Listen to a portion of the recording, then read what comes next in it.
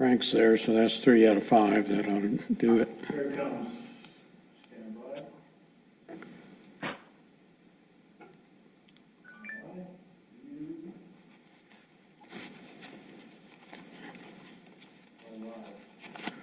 All right, thanks. I'll call the Utility Committee for the March 1st, 2021 meeting to order.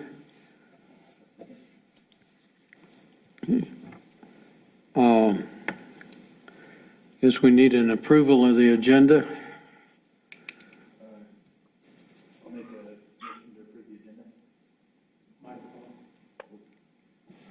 I'll make a motion to approve the agenda. Second. All in favor? Aye. Opposed? Aye. Carries. Okay, we had a chance to look at the notes. We need to get an approval of that. I'll make a motion to approve the notes from the February 1st, 2021 meeting. Second.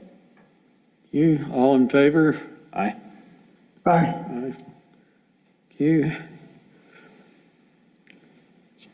Okay, the report is Ashley on there for or Eric for the sewer audit?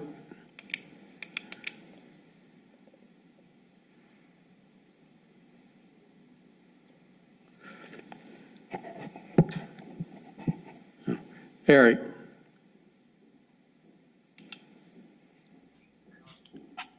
Sorry, John, yes. Yeah, I guess Ashley's not there, but the sewer audit, water audit, asset management, and the risk and resiliency. It sounds like Okay. you guys. Yeah, so Ashley should be jumping on here. Let me pop open the,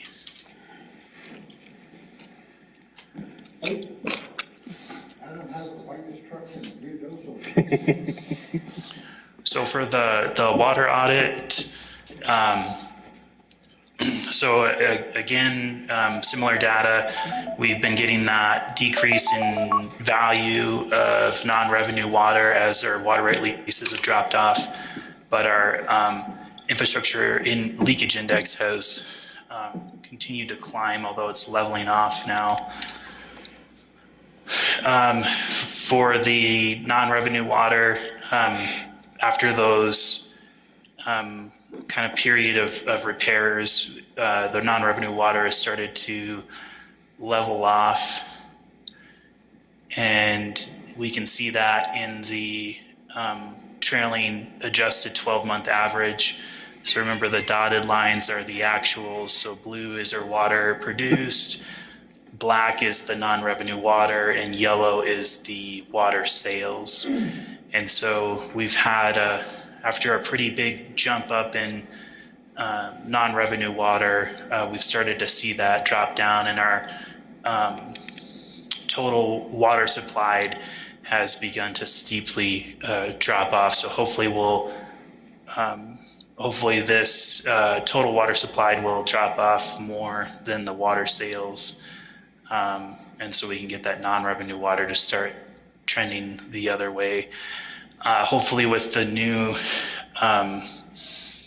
project starting soon with the town and country, that we'll be able to catch some more water savings there.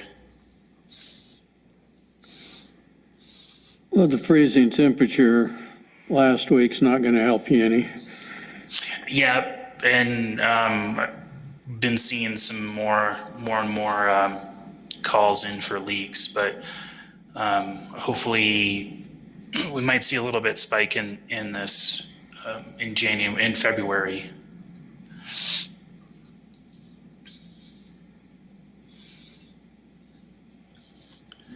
Any questions on the water audit? Well, that's good though, Eric. It shows that it can be done, I guess. Headed in the right direction there. Yeah, I just wish that we kept on our trend from 2018, but you know, I think us getting back on track with the distribution projects We had to earmark so much money towards Plant 3, which was necessary, but to get us back into putting pipes in the ground is going to be helpful. Yeah.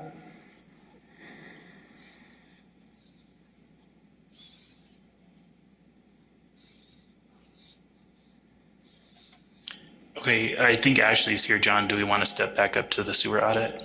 Yeah, that'd be fine. Okay. So we've been making some progress on the sewer audit. We have 4,908 properties we have audited so far, compared to 4,715 last time. The number of properties that were connected during the audit process has remained the same, so 159, and the number of properties that were connected ahead of the audit being audited did increase slightly to 72. So our total number of properties connected is 231 properties, and we have 8 properties pending right now. And Marty and I are working on a schedule to get the next letters out, because we're close to finishing up 2 service areas. We finished up one, but we're close to finishing up the second one. And the second service area doesn't have as many letters as the first one. We're talking about possibly combining 2 service areas, so we'll be sending out letters for 2 service areas instead of 1 in this next go around.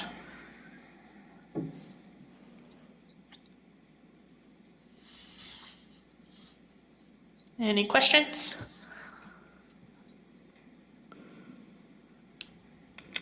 No, but you keep getting them hooked up, which is good. It's been a slow process though. But once we get some of these other funding sources available, especially with the watershed-based plan, and we can get some EPA funds to do some strategic sewer line extensions, and hopefully we'll get more and more people connected. So the next item, John, was we wanted to discuss the utility applications. And I think, Adam, you're there, right? You're on the side of the screen. Yes. So Adam and I and Ashley and Marty all met with Samantha to discuss some of the complications that we're having with the utility application process, and that there is people that are connecting to sewer without putting in any applications, or they've applied and their contractors are not informing us when they're doing the connections, and we just find out, several weeks later that suddenly this property's connected because we saw a street cut or something as going through the property.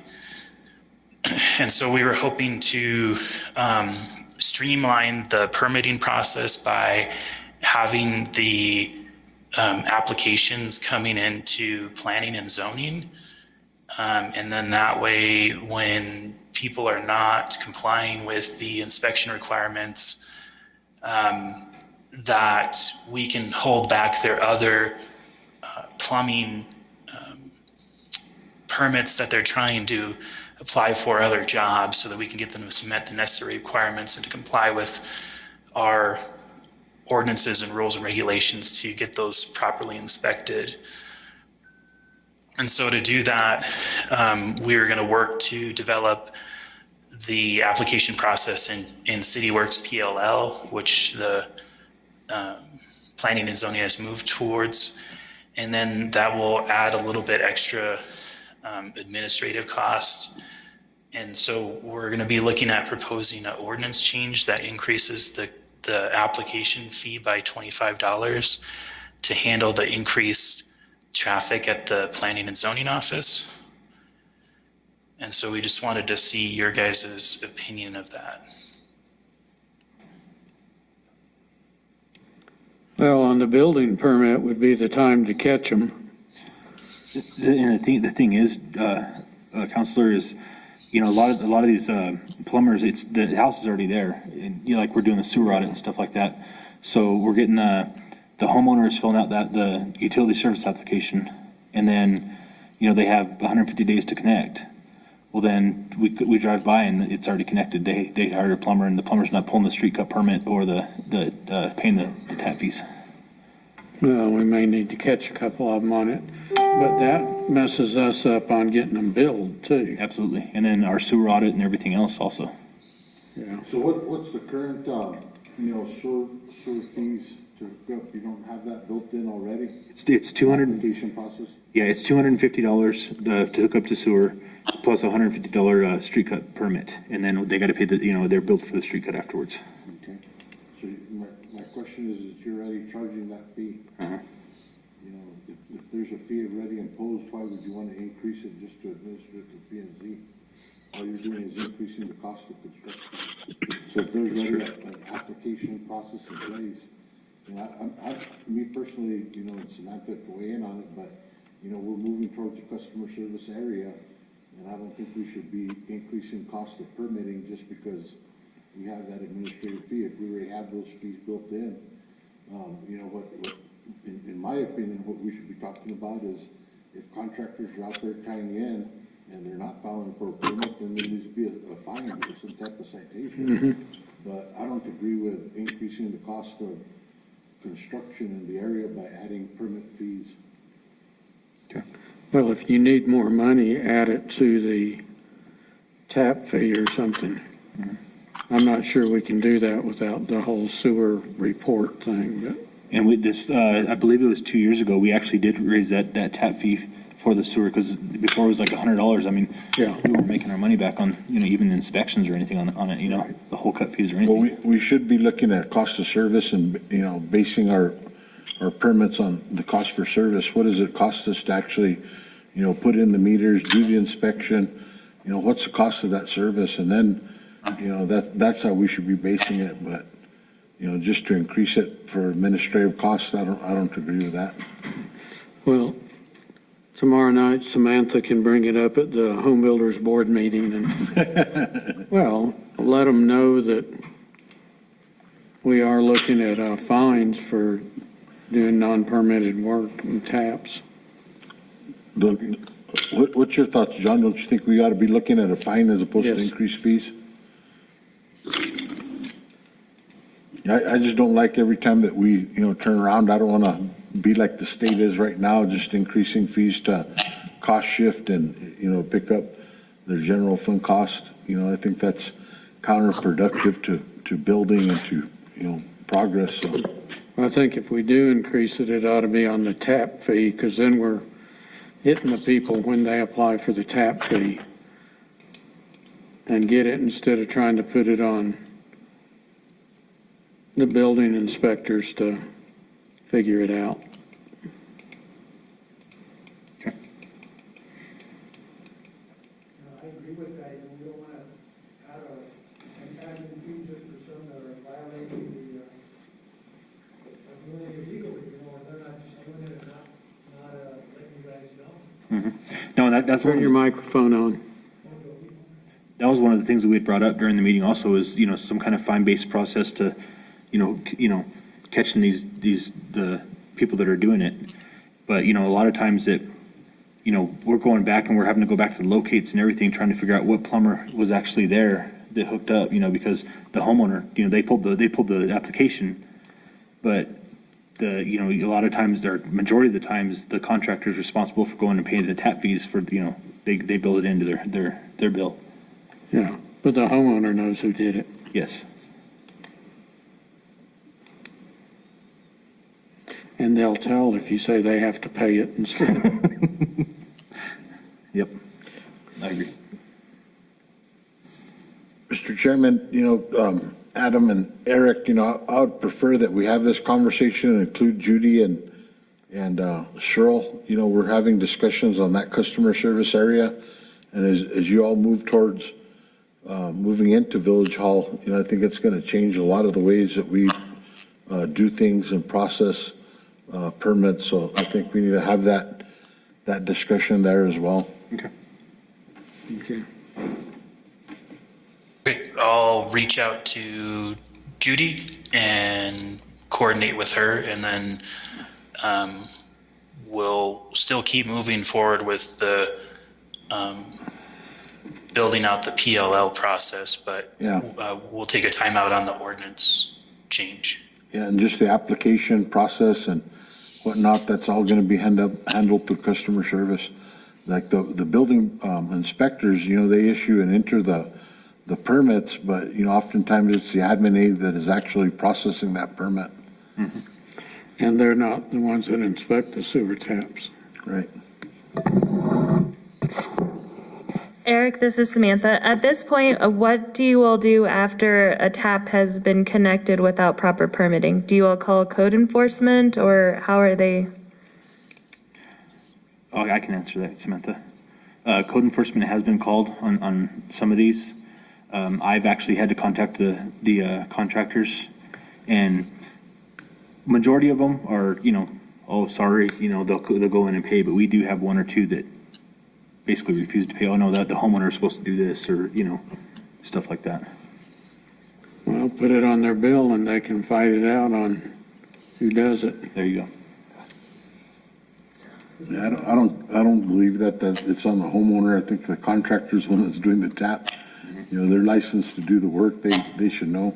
And majority of the contractors, it's built into their estimate, They know, a water tap fee is $850, a sewer tap fee is $250 plus street cut, because the contractor's got to pay the street cut anyway. They're the ones cutting the street. Well, we may need to put some of this information on the application too. It's on there. Is it? Okay.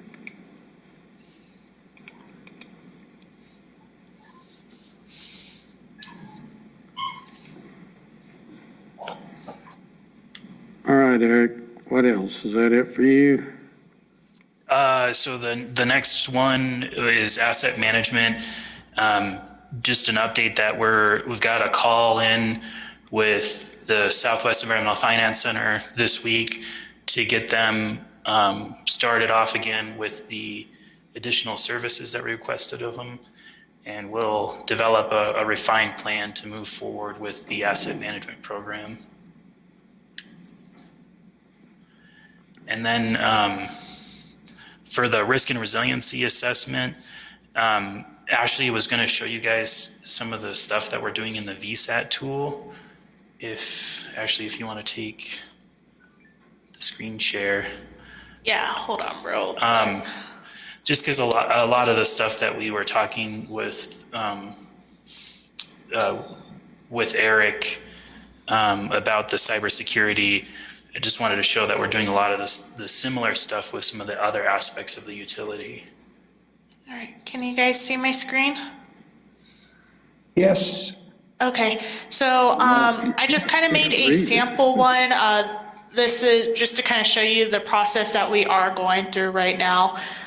So we've had multiple meetings with water distribution and water production, and we've met with Judy, we've met with Karen, and we've met with Joe to go over kind of their thoughts and opinions through the different steps of the risk and resilience assessment. And so where we're at now is the vulnerability assessment, consequence analysis, and threat analysis. And so what we're doing is, so I just kind of made a sample one, is we have a asset category, which would be our source water. Then we can come in here, put in an asset name. So I'm just gonna, let's just say we're looking at Alto Dam and Reservoir. I can save that, and then I can add in different threats from this point. So I can add in different malevolent threats, the natural hazards, and the dependency and proximity threats. So we'll just choose a malevolent act. Let's just say we're going to go off of a small boat since it's a reservoir. So these are the different categories that could occur within this particular malevolent threat category. So this is assault on utility, a physical assault.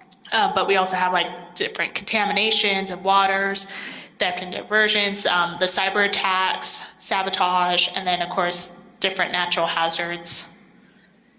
And so what this tool does is it takes the threat likelihood and it assigns a value just kind of based off of what happened within the United States, what's the likelihood of a water utility being impacted? So after we choose ours, we can select it. We can say, I'll ask, what would you like to do? So I'll just put in a small boat and press save. And then it takes you to this next screen, which does a baseline risk assessment. And so this is, you can put in number of fatalities, injuries, utility financial consequences, and regional economic consequences. But if you don't know any of these, which we discussed fatalities and injuries, but we haven't necessarily discussed the actual cost of everything, you can go into the weak calculator. It says, okay, what's going on? Is it operating an asset or is it release of hazardous gas? You can choose that. And it says, okay, is it well or a spring collector? I know it's not a well, but I'm just going to kind of put it in. And then how many days, if this was destroyed, how many days would we be impacted? How many days would it be out? And then how many customers would be without water if this was lost? So once you choose that, then you can come down here to the threat likelihood, which has been pre-populated from us from that other number you just saw. Then the vulnerability likelihood.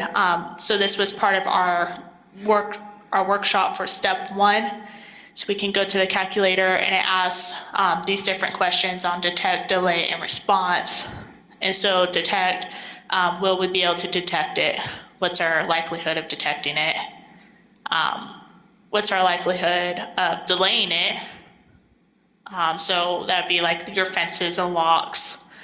And then what's our, how fast can we actually respond as soon as we know a threat has happened or is about to happen?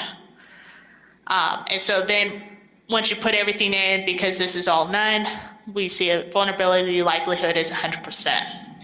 And so what it's going to end up doing in the long run is it's going to create a massive list and give us a cost estimate. So let's just throw in some, sorry, I'm just going to throw in some numbers. And so, Chairman, this is, what this is doing is this is doing those calculations of risk.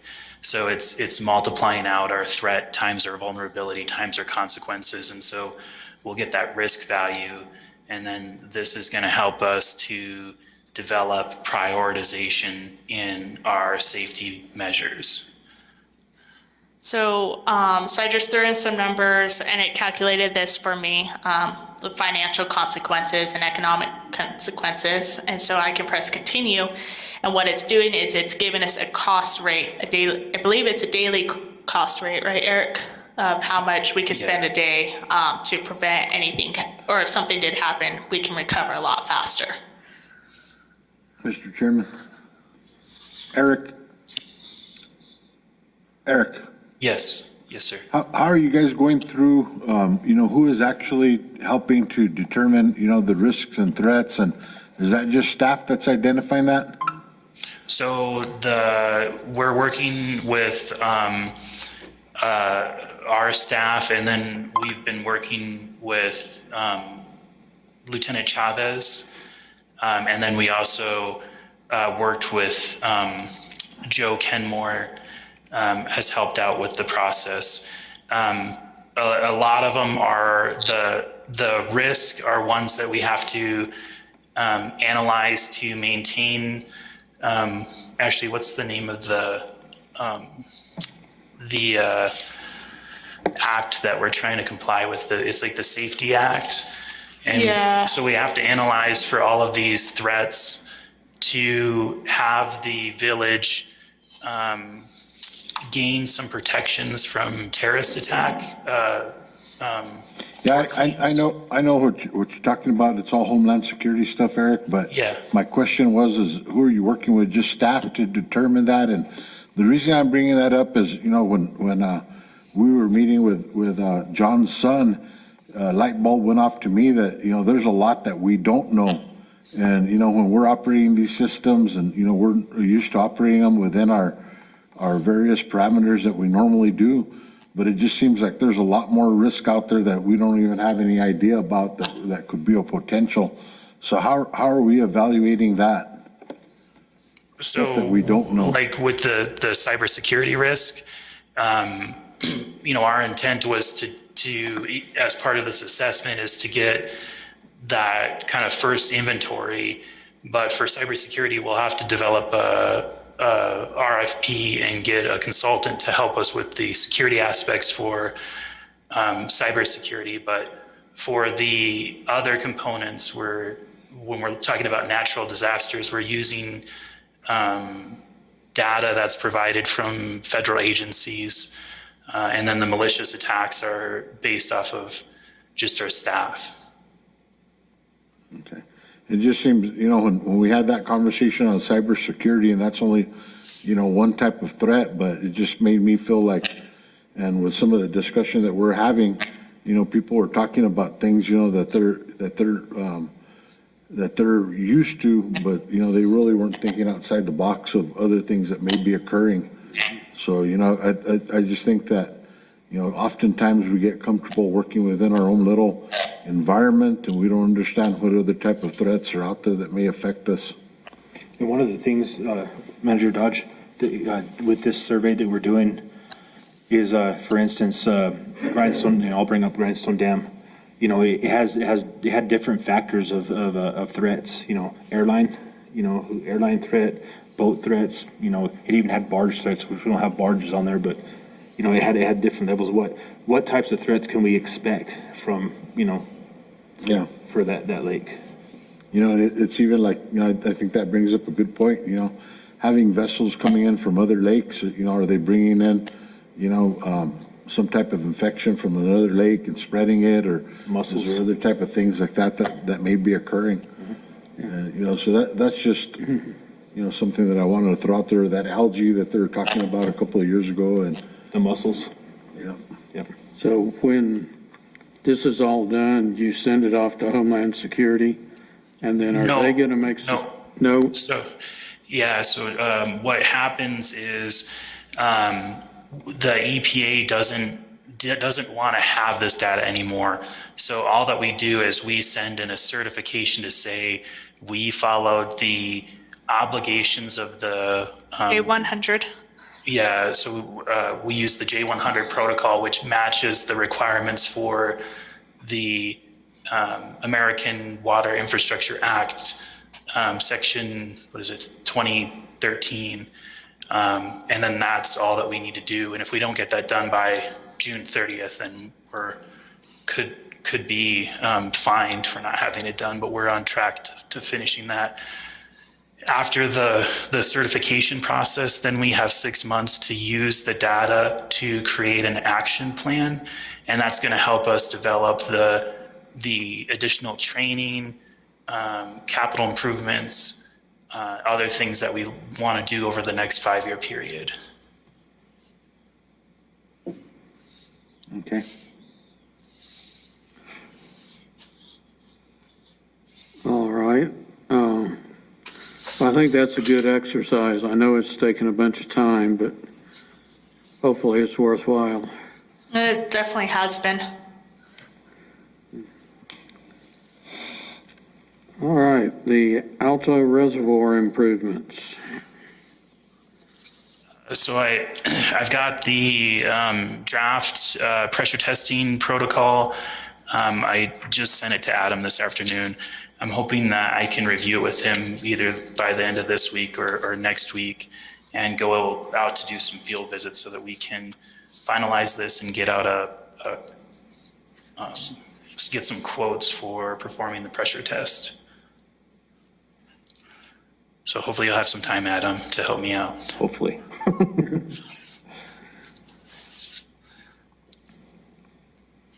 Okay, and the USR.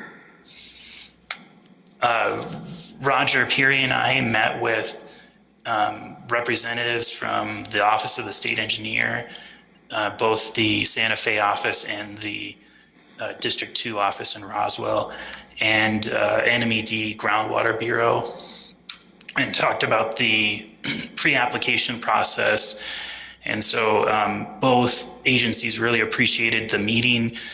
We still have an obligatory pre-application meeting that is statutorily required. And so Jerry Pohl with the OSE gave us all of the requirements that need to be discussed in that meeting. And so we're going to start preparing that information and start the pre-application process. What's their attitude toward this? Do they think this is a good project? I think they're excited about it, but they were, we know that this is going to be a long process. But they were they reminded us over and over and over again that, this is not a quick process. And so it is going to take us several years to get to the end product, but in the end, it should be worthwhile. Good. Okay, your drainage improvements. So for Wingfield Park,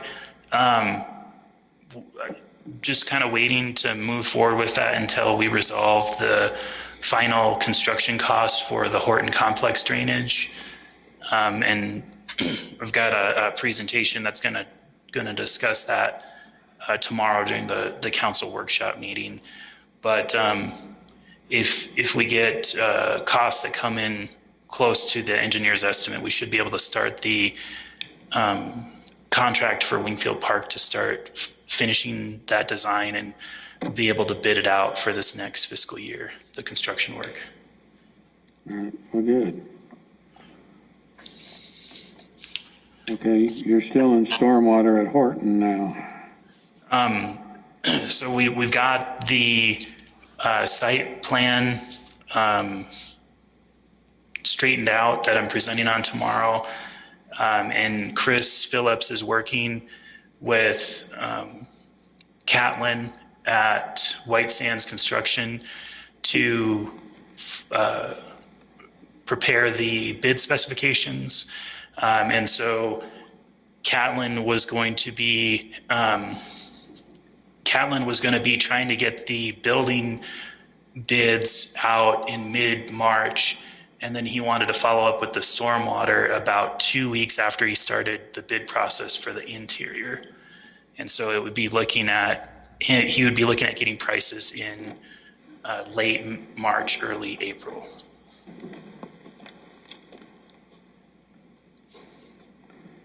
All right. Adam. Ready to hear about this again? Very good. We will actually have an update for you guys Thursday in our project update meeting. Wilson and Company will be presenting and showing you guys kind of what they have done and what have going on. We're still on track to hopefully go out to bid in April. Great. Like I said, they're just finishing up just the interior, mainly the interior stuff. The office areas and the break rooms and the bathrooms and the showers and stuff like that. So is it all working out the way it should? Yeah, I like it. I think it's going to be a nice building. Good. So far, I believe with everything, I think it's a 1.4 is what their cost estimate is. Yeah. You only have 500,000. 750. Oh, you got 750 now, well. Yeah. Yep. Yeah, I think that's one of the things that we had brought up when we first started doing this project, looking at this project is, with the site plan and the other stuff that's developed from this, it's gone up quite a bit. And the cost of steel and everything, I think that's the biggest thing. Well, no doors or heat for you. We can cut out the AC and the heat. All right. Randy, the Grindstone Dam Projects. Okay, good afternoon. We had a meeting with Chuck and Gresh from Ye and Associates last Wednesday. The meeting was with Eric, John, Karen, Courtney, and myself. We kind of went over the comments and the stuff that I put together, for the 30%. So we went over all the data, and they had a lot of questions that they needed answers to. So we had a pretty pretty good meeting, and I think we answered everything they needed. And they plan on having the 90% to us sometime this week. And Sauter Miller was scheduled last week to come out, but due to the weather conditions, we had to reschedule. They were going to come out and do the dam monitoring, and that's going to be either the end of this week or Monday or Tuesday of next week. So other than that, everything's going pretty well. So, any questions? No? All right, Eagle Creek and Gavilan Canyon Wellfield design. Sounds like Eric again. Yep. So this is for the Brown and Fault wells. I got the OSE issued the repair and deepen permits for the wells. So with that, I believe that's everything secured that we need.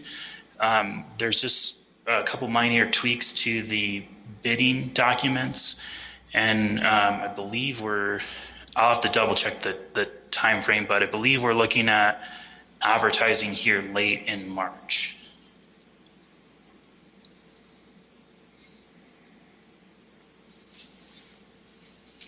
Well, we're going to be busy this spring.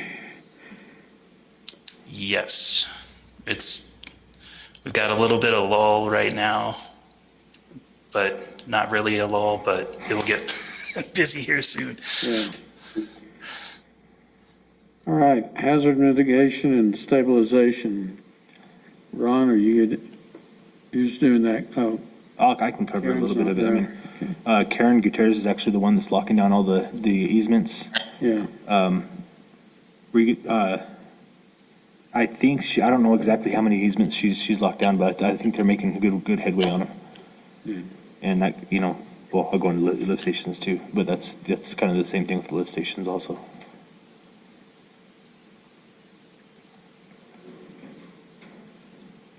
Okay, town and country water and sewer rehab.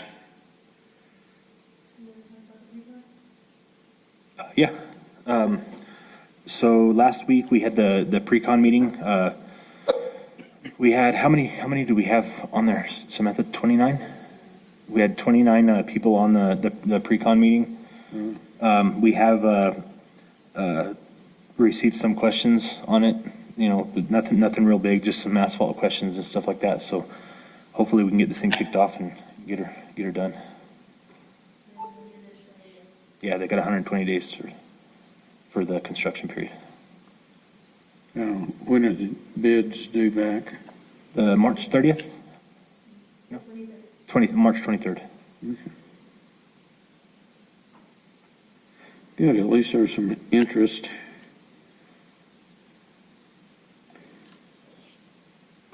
Okay, do you know anything about lift stations? Same and thing. force mains? There was only 3 easements, I believe, to obtain for those, and I believe Karen has obtained those easements. They're waiting on one. There was a question on one of them, but I think they're all locked down. Good, because that's supposed to go out for bid pretty quick, I think. Okay, Chairman, Yes. isn't the force mains out to bid right now? Weren't they bid at the same time as Town and Country? No, I don't I think think they're separate. they're separate. Eric, I believe they're. I don't think they've gone out to bid for those yet. Okay, I know they're separate projects. I just thought they were. Never mind. I'm just messing up. Don't listen to me. Okay, Alto Crest treatment plant. Okay, good afternoon again. This is Randy. We had pretty good meetings on the 18th when we did our bi-weekly. We had a meeting for startup coordination, and that was held on February the 18th. And that was with the members of West Tech and Smithco and the Village of Ruidoso. We held it right after the bi-weekly meeting, and we went over a lot of data, a lot of questions on potential startup for filter 2. And we clarified a lot of missing data and some questions that they had. So that was a pretty good meeting. And West Tech, 2 of West Tech's personnel came out last Wednesday and Thursday.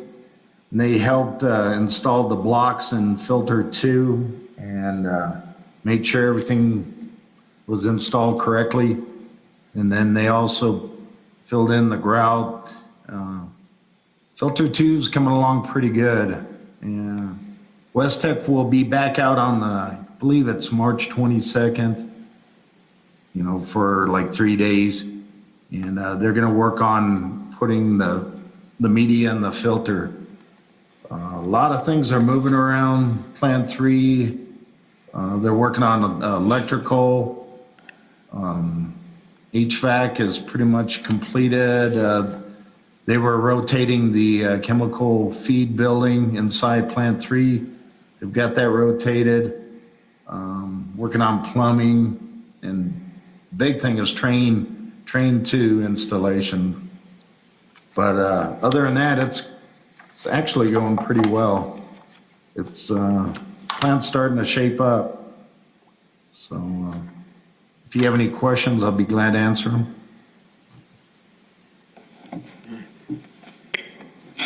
All right, well, thanks. Apple Orchard and Middle Gavilan well improvements. Eric. Wait, so with the snow, the contractor still has had some minor punch list items that they were finishing up. So there's a 4-day extension for weather, and they are working on the project right now, and so they should be done on Thursday. They just have some minor items to do with the fence and some minor grading and painting. So I saw them, I didn't see them up at Middle Gavilan, but I saw that they were working up there.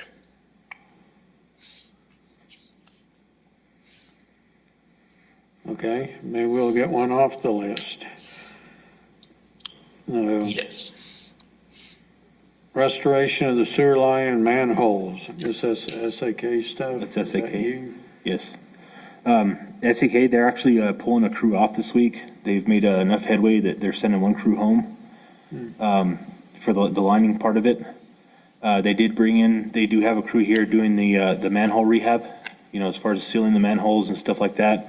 MP Chavez has actually moved forward on the point repairs and getting them knocked out. I think he's only got like 3 to go.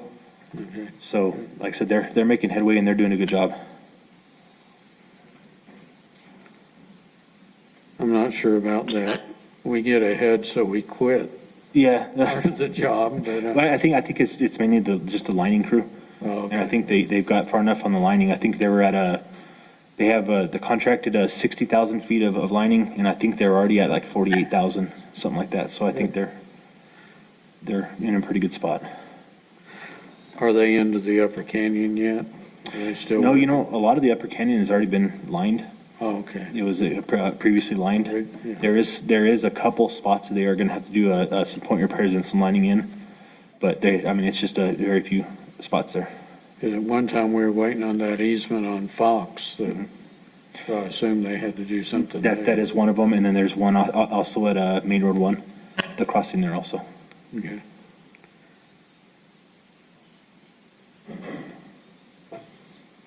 Okay, Randy, have you closed out Country Club? Tank.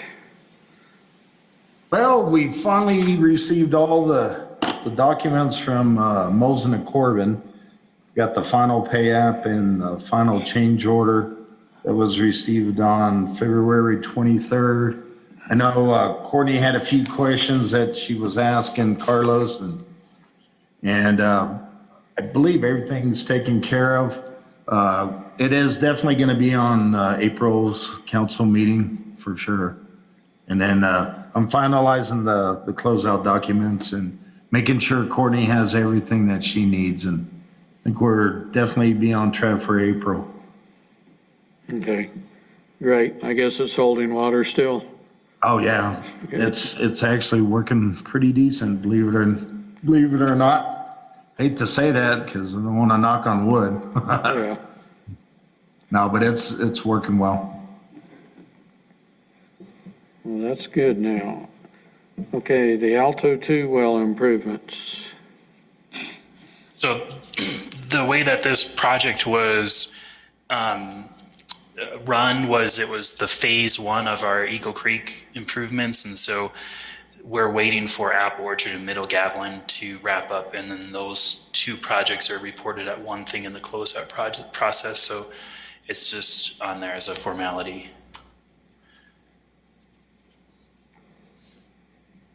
We'll get you a project report hopefully next month for both projects. All right. Does anybody have anything else? No. All right. I guess our next meeting is April 5th. Same time. So nobody has anything else. This meeting's adjourned. Thanks, guys. Thank you. Thanks, yeah. See ya. Thanks. See you tomorrow.